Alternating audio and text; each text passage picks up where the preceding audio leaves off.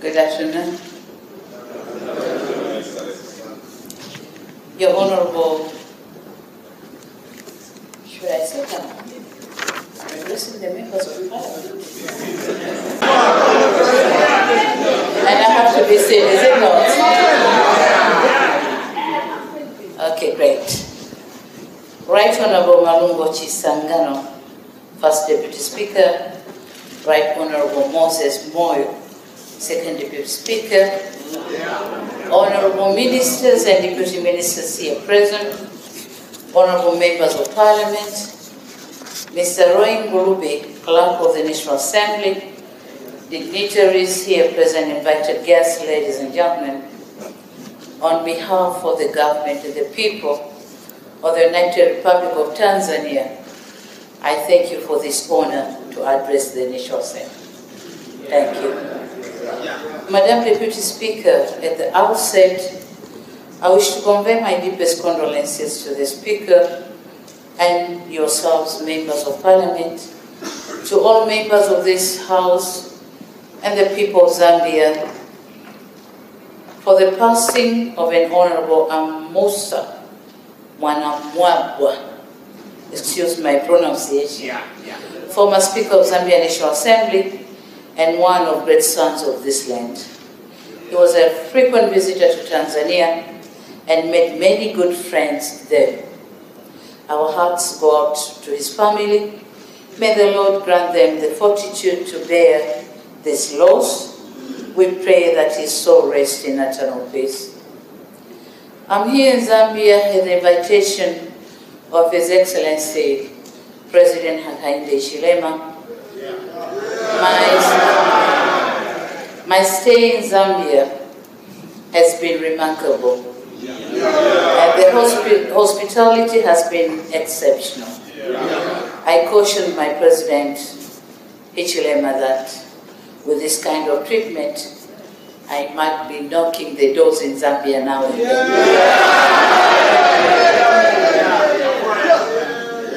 After all, to us, Zambia is also home. Madam Deputy Speaker, I'd like to congratulate all the honorable members of this House for being entrusted to be the voices of the Zambian people. In my career, I had the honor to represent constituencies, first in the House of Representatives of Zanzibar, and later in the Parliament of the United Republic of Tanzania. It is a special privilege and responsibility, and one which is also of key importance in the relations between our two countries. This is a point I'll return to before I conclude. For now, it will be remiss of me if I didn't salute you, Madam Deputy Speaker, for being the, Madam Speaker for that matter, for being the first female speaker in the history of Zambia. Her election to the speakership is testament of her commitment and dedication to the public service and the confidence her peers have in her leadership. But let me add this. These attributes have also been recognized in the region and beyond. Just this September, you are awarded by your global peers the distinguished title of the Commonwealth Parliamentarian of the Year 2023. As such, we also commend you for the remarkable job you are doing. Congratulations. Madam Deputy Speaker, thank you for inviting me to address this August Assembly, and I note with gratitude that under your able leadership, I'm the first female head of state to join the list of foreign dignitaries who have addressed this August House. I am humbled. Madam Deputy Speaker, honorable members, distinguished guests, the relations between our two countries was solidified by the late Mwalimu Julius Nyerere and Wazi, Dr. Kenneth Kaunda, our founding fathers. Their closeness made us understand the close ties we share with the Zambian people. In Tanzania, we adore President Kaunda. So much so that we got carried away with his style and attire, which left a lasting impression in the form of Kaunda suit. Today, the Kaunda suit is an official dress in Tanzania and recognized as so even by our parliament. To us, the style and attire meant many things. It conveyed pride in our freedom, it spoke to our working class roots and our ties to the soil, and it spoke to our solidarity in managing our affairs. In solidarity, these two leaders also led our countries in the fight for liberation of Southern Africa. This is a legacy and noble heritage that we should endeavor to protect. I'm happy to note that the closeness and bonds between our two countries have endured. Across our borders, the links between our countries have grown in many respects. On land, we are linked by the Tanzam Highway and by the Tazara Railway. Underground, we are linked by the Tazama oil pipeline. Above the surface, we are linked in two respects: the power transmission lines linking East African Power Pool and the Southern African Power Pool, and also by air Tanzania passenger planes, and soon cargo flights. With all this in mind, going forward, I can only say, Tiende Pamosi. Ujamaa. Madam Deputy Speaker, globally, the COVID-19 pandemic and the world insecurity impacted growth prospects, disrupted supply chains, and increased inflation risks, with sharp rises in oil and food prices. As a result, our countries have had to respond to these global developments. I wish to note the commendable and bold reforms and measures President HH has embarked on. These responses by our countries require steadfast support from the people. In addition, tackling these challenges also requires cooperation and partnership between friends. This was the spirit of my discussion with my brother, President Ichilema. We resolved to work together in response of these challenges. I've therefore come to Zambia to cement our intention to work together with Zambia for a brighter future. If I can sum up, my main message on this visit, it would be cementing economic solidarity. Madam Deputy Speaker, the historic Tazara Railway can bring tremendous prosperity if utilized fully. When fully operational, Tazara can carry 5 million metric tons of cargo. However, last year records indicate that the railway only used 4% of its capacity to carry 210,000 metric tons. Clearly, more work needs to be done to utilize Tazara's full capacity. On the other hand, the Tazara's capacity to carry 3 million people per year is dwarfed by the reality that even at its peak, a maximum of 564,000 people were carried. Our two governments are aware of the importance of Tazara to our economies. Joint efforts will be required to resolve the challenges Tazara faces. Joint initiatives will also be needed to facilitate leasing and mobilization of resources for innovations. The same holds for Tanzania-Zambia Mafuta pipeline, Tazama. Expanding Tazama pipeline is key for Zambia's energy security, and we commit to doing so jointly. We will factor in all necessary considerations, including environmental and security ones, among others.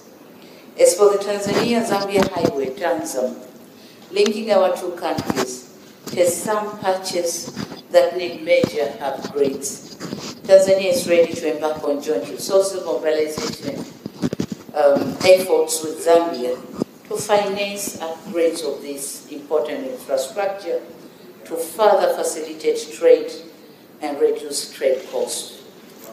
Madam Deputy Speaker, parliamentarians play a key role in fostering bilateral relations. The good intents of our two governments require solid backing of our respective parliaments if they are to bring about the intended outcomes.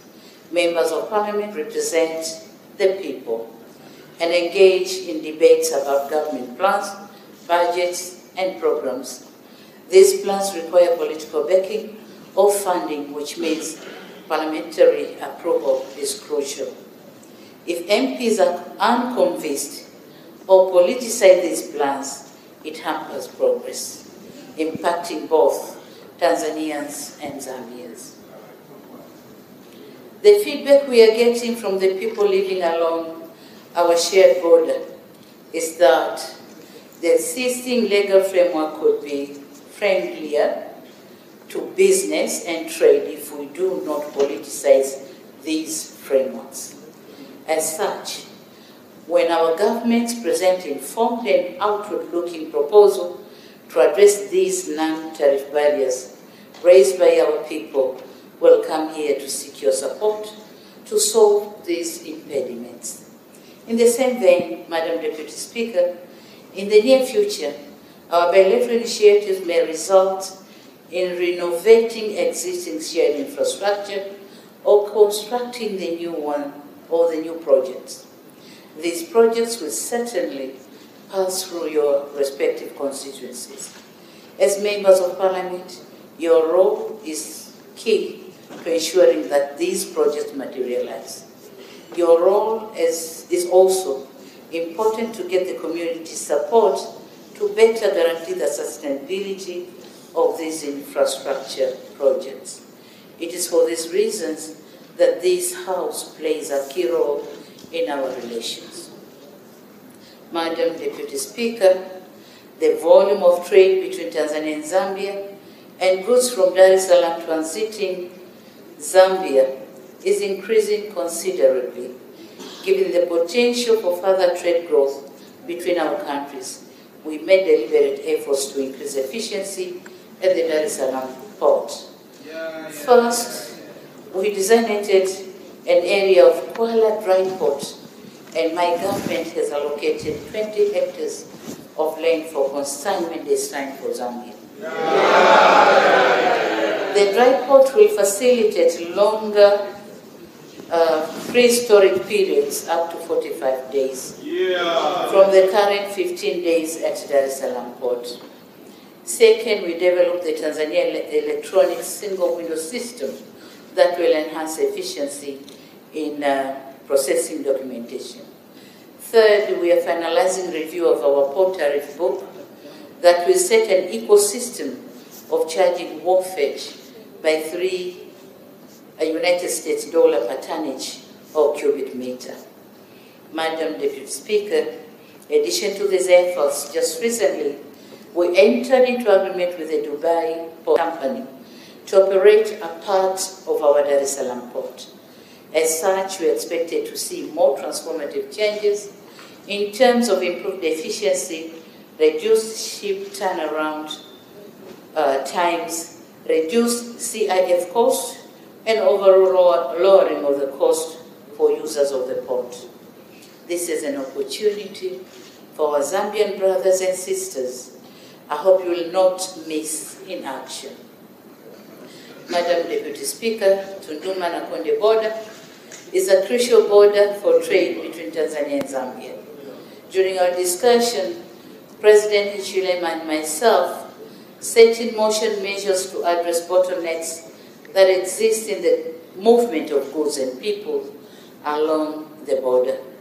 As we discussed, removing bureaucratic impediments is necessary for the two countries to enjoy the benefits of trade. I'm also happy to inform this August Assembly that Tanzania is ready to support the construction of a new Kasesia-Zombe border or border post to ease the movement of people and goods. Additionally, I want to assure you that Tanzania is prepared to further facilitate the free movement of people between our two countries by extending the visa-free entry period from the 90 days to 180 days. Madam Deputy Speaker, as I wind up, it is evident that our government have done a lot of work in fostering trade between our two countries. However, like many of us, I believe there's still much to be done to make our economic potential match our political relations. Earlier on, I mentioned the important role of this Parliament in fostering the relations between our two countries. Here, I wish to make appeal to the honorable members of this August Assembly. To the honorable members of this Assembly, I call upon you to transmit my message of solidarity to the brotherly people of Zambia and our rally to them saying Tiende Pamoja. Yeah. I call on you to transmit my invitation to Zambians to trade with Tanzania and to give them this message of the transformations underway in Tanzania to ease movements of further facilitate trade. I call on you to continue to voice the concerns of challenges of Zambians trading in Tanzania and to bring their concerns to us so that our two governments can swiftly table discussion and address any concerns. I call on you, honorable members, to continue to urge the people of Zambia to support the various joint projects being undertaken for further link of our countries. In doing so, it is important to impress upon them that these are their projects, done for their benefits, and they have role in protecting them. I call on you to support the various initiatives being undertaken to promote trade and investment between our two countries, including by passing the necessary legislation to support these projects, most notably the Tanzania-Zambia Railway Act. I call on you to enhance cooperation with your peers in the National Assembly of Tanzania, including undertaking exchange visits in areas of mutual interest. And I was proposing to Madam Deputy Speaker that the next trip you should visit Zanzibar, the other part of Tanzania. Yeah. Lastly, I call on you, honorable members, to continue bringing our two countries and people even closer together. Madam Deputy Speaker, I want to assure you Tanzania will continue to play its role in fostering and facilitating regional prosperity, peace and stability.